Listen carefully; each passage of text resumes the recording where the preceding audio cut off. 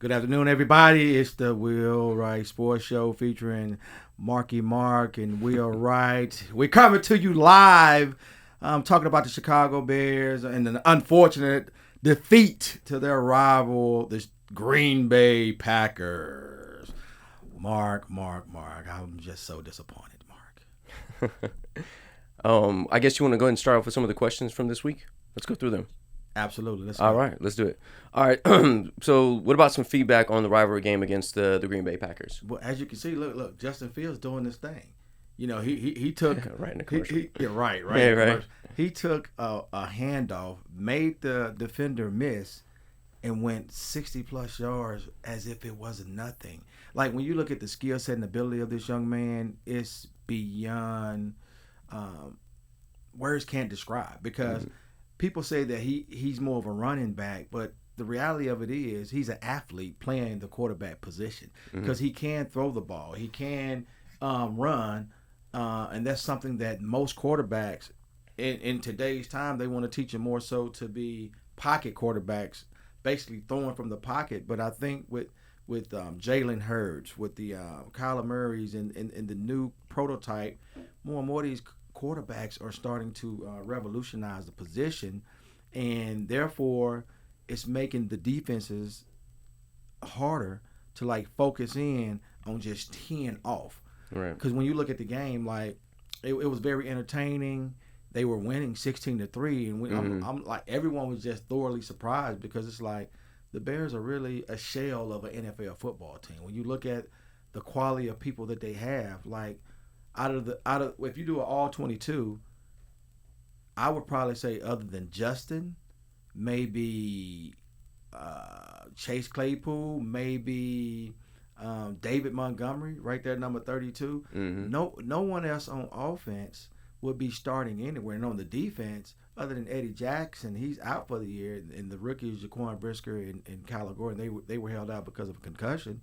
They No one else on that defense would even be a rotational player with most NFL teams. So the fact that they were ultra competitive yesterday against the Packers, and like Aaron Rodgers really didn't carve them up like he normally does, even though this is his eighth straight win against the Bears in the series. And now the Packers, as a franchise, they have one more win because the Bears and the Packers were tied with the most wins, I think at either 767 or 787, as far as who had the most wins all time since the NFL inception. And now, of course, the Packers, after the win yesterday, they have a one-game lead on the Bears because of the defeat yesterday. But I'm gonna tell you something, Mark.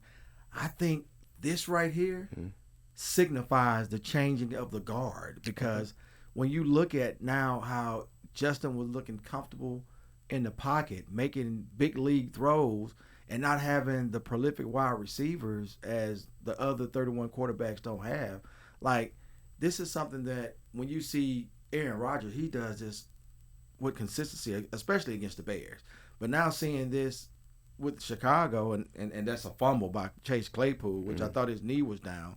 But when you see how when you're analyzing, like look at the defense, like those guys, Jalen Jones, Josh Blackwell, like those are practice squad players, and for the most part, as you can see, they held their own against Aaron Rodgers, and they were fired up. They gave it their all, but unfortunately, in the fourth quarter, the wheels came off, and the defense gave up 18 points. Look at Justin in the pocket throwing a 56-yard bomb Nice. to Economia St. Brown. Like, and Alexander, the corner on that play, he called St. And that's Montgomery right there, number 32, the running back. Look how he's a bruiser. Look at there. He always finds a way to fight through the contact, and he scores a touchdown. But Alexander called Economia St. Brown a scrub because ultimately, in the fourth quarter, and you'll see it once we get through the commercials, but it was a play that Justin, and it was a timing pattern. Anybody that's played football that knows the route tree as a wide receiver, if you do a button hook, that means you're going to go 10 yards and you're going to turn around, and normally you're going to break down where the cornerback can't come through you Right. because it's a timing pattern. So by the time you turn around, the ball's en route. Right. So the ball was en route, but guess what? Because Equinemius St. Brown was so slow breaking down and coming out of his route, the cornerback jumped it and got an interception. So a lot of people will look and say, well, that was on Justin, but it's not on Justin if the wide receiver's not coming back and then presenting their hands to come back to the football, not allowing the cornerback to come through your body and get an interception. Worst case, you knock the ball down. Okay. But because he was so slow to come out of his break, they got an interception, and that kind of sealed the win for Green Bay. Got it. All right. Moving on to the next question. So the draft focus and the current number 2 selection. With that loss yesterday, we're now 3-10, and we're pretty much solidifying our status in the draft order. Right now, the Houston Texans are, I think, 1-10-1. We're 3-10, so we're number 2. And if you really look at it, the Bears, they have a lot of holes on this team. Like on the offensive line, as you can see on the defensive line, look at that. Aaron Rodgers has all day in the pocket. And you see he scrambles out to make a play. Like, they need edge rushers. They need the 3 technique. Look at 93 getting blowed off the line. Look at the running back for the Packers. He's already in the secondary. They need linebackers. They need people that can be aggressive and come up and shed blocks and make tackles. Look at that. They're getting 10, 15-yard chunk plays all because of the Bears' inability to stop and get penetration. Look, once again, look, he has all day. Dang. Touchdown. That's what happens when you can't get pressure on the quarterback. Right.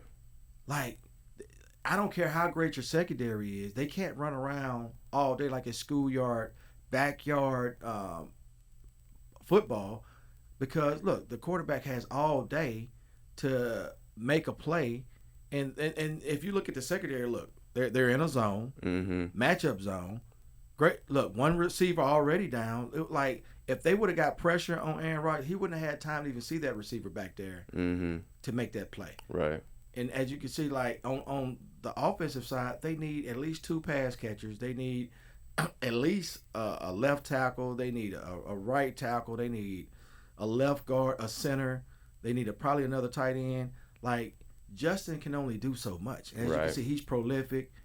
And David Montgomery, he's a great complement to what the Bears are doing. But as you can see, there's Justin making a play, stepping up, finding Cole Kmet.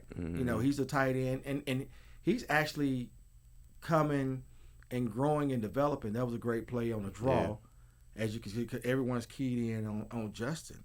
And it's like the play calling, I don't know, in the second half, like the play calling was abysmal. Like you got the most talented quarterback right now, and you call these run plays and draw plays, and now it's 3rd and goal, and then you bring on the kicker, and, as you can see, he's been very inconsistent. So, when you have the opportunity to put the team away like the Packers, look, too much time. Yeah. He has too much time to sit back there and pick the secondary apart. Now look at this. No penetration. So now look.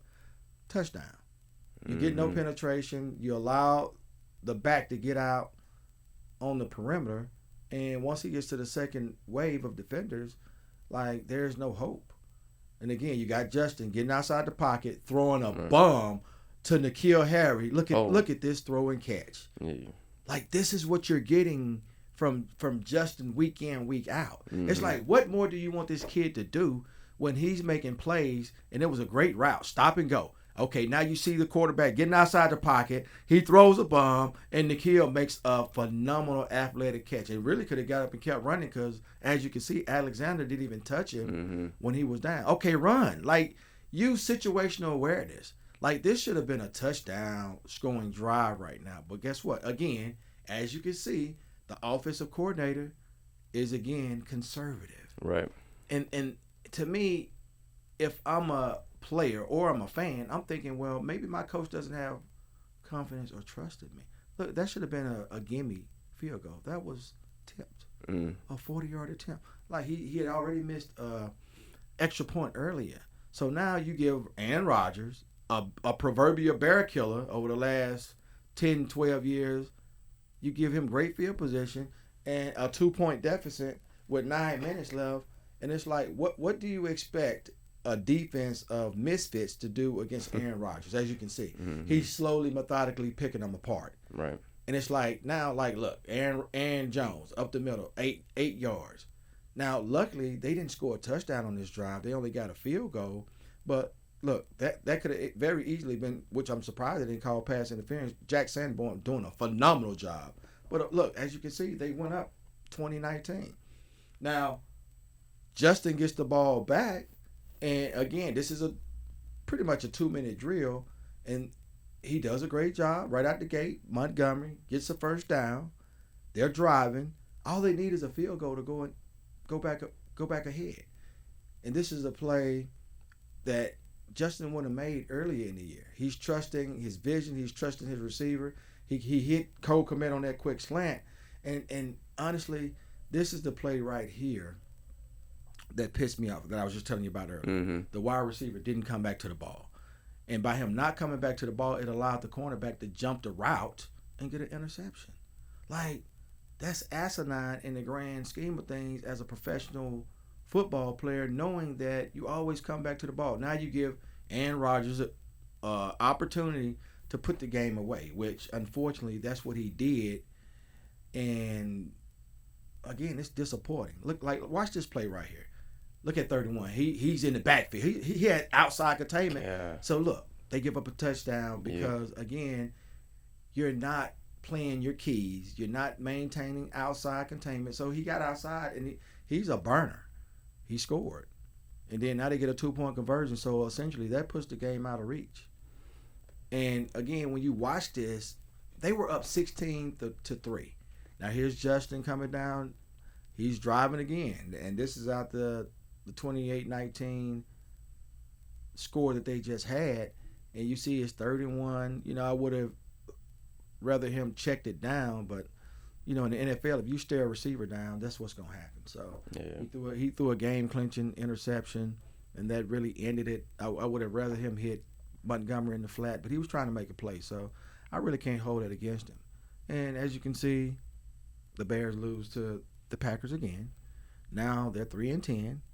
Luke Getsy, the offensive coordinator, I really hate to say it, but he didn't put Justin in a position to succeed in the fourth quarter. Yeah.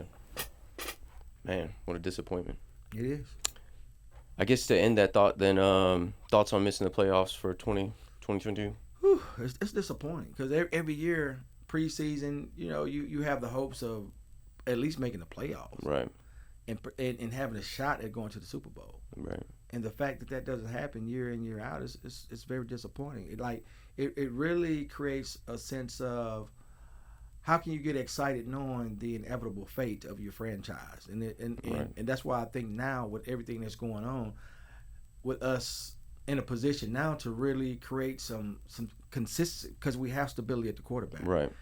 With that number 2 pick, realistically, a lot of people that want a quarterback will be trying to trade up to get a quarterback. Mm-hmm. So I think if we can't get 3 or 4 picks for that number 2 pick and then fill a lot of those holes that we have, then we take the best player available. And right now, that best player available, by my estimation, is 1 or 2 players, and you really can't go wrong either way. Jalen Carter from Georgia, defensive tackle 3 technique. You need that because you need to get pressure and push the pocket on the quarterback. But also Will Anderson from Alabama, I'm still looking at him as that edge rusher. A lot of people compare him to Von Miller, but he's disruptive. 2 years ago, 17.5 sacks, 34.5 tackle for losses, stayed in the opponent's backfield. You need that type of pressure on defense to get your defense off the field. And we have to really evaluate and look at free agency, not spend a lot of money on a lot of players that really won't play a bigger role in us having consistency long term. But players like Daron Payne, if he doesn't get franchised, he needs to be the first one on the list. So if we select him, then that definitely would change the strategy in which we'll be looking at moving forward, as far as looking at another defensive tackle, but looking at, again, an edge rusher or someone that can really come in and be a generational talent and be a game wrecker. Gotcha. All right, man. Well, I guess to close it up, man, what are we looking for next week? Next week, it's a bye week, but, we'll talk about the direction they need to head in, what they need to focus on, Okay. how they need to allocate that cap space that they have, how they need to allocate the draft picks. Like we have to repeatedly look at and evaluate and assess, and then the people that they have on the roster now, who they need to keep and who they need to let go. Because one thing Ryan Poles did, he signed a lot of these players on 1-year contracts, so it's really more so like a tryout. Right. So just to see who could come in and be a viable addition in what they're trying to build, and if you really didn't bring any value, then it makes the evaluation process even easier to let you go and not bring you back next year. All right. Well, I guess we'll see everybody next week then, right? Oh yeah, absolutely. We're gonna have a good time next week. So everybody, hey, get ready. We coming with a lot of live action. Should have a couple special guests. We'll know as the week unvolves, and have a great week. Take care, everybody.